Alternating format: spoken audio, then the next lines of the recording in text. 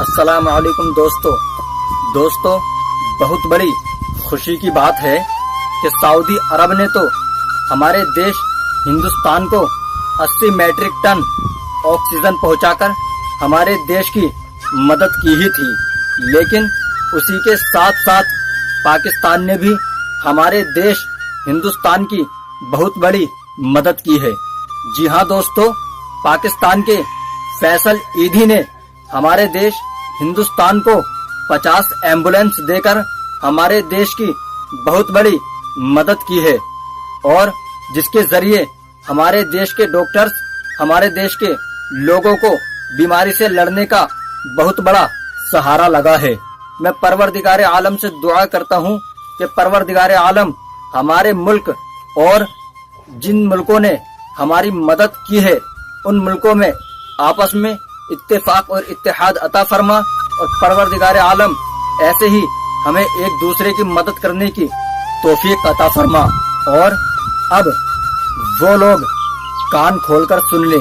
कि जो लोग हमारे देश के अंदर ही रहकर हमारे देश के दुश्मन बने हुए हैं, जो लोग हमारे देश के अंदर ही रहकर हमारे देश को खत्म करना चाहते हैं, जो लोग हमारे देश के अंदर ही रहकर हमारे देश के लोगों के दिलों के दरमियान हिंदू मुस्लिम के झगड़े पैदा करते हैं, जो लोग हमारे देश के अंदर ही रहकर हमारे देश के लोगों के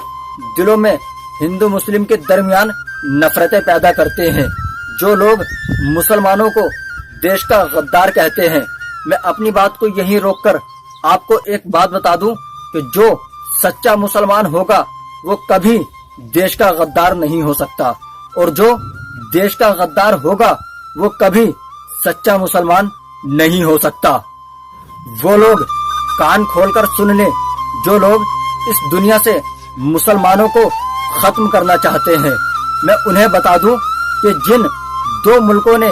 हमारे देश की मदद की है, यानी हमारे हिंदुस्तान की मदद की है, उनमें से एक का नाम है सऊदी अरब और दूसरे का नाम है पाकिस्तान। और दोस्तों, ये दोनों ऐसे मुल्क हैं कि जिनके अंदर 99.9% मुस्लिम आबादी है, और हमारे देश के अंदर यानी भारत के अंदर 20 से लेकर 25% तक मुस्लिम आबादी है, और 75 से लेकर 80% तक हिंदू आबादी है। लेकिन फिर भी पाकिस्तान के और सऊदी के मुसलमानों ने यानी सऊदी अरब के मुसलमानों ने हिंदू मुस्लिम न करते हुए हमारे देश की मदद की है।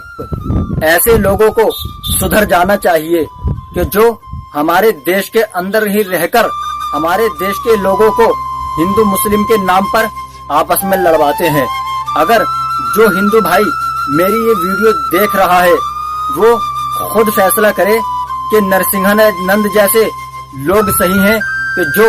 दिन रात हिंदू मुस्लिम कराने के लिए तैयार बैठे हैं, या फिर मजहबे इस्लाम सही है कि जो गालियां सुनने के बाद भी हमारे देश की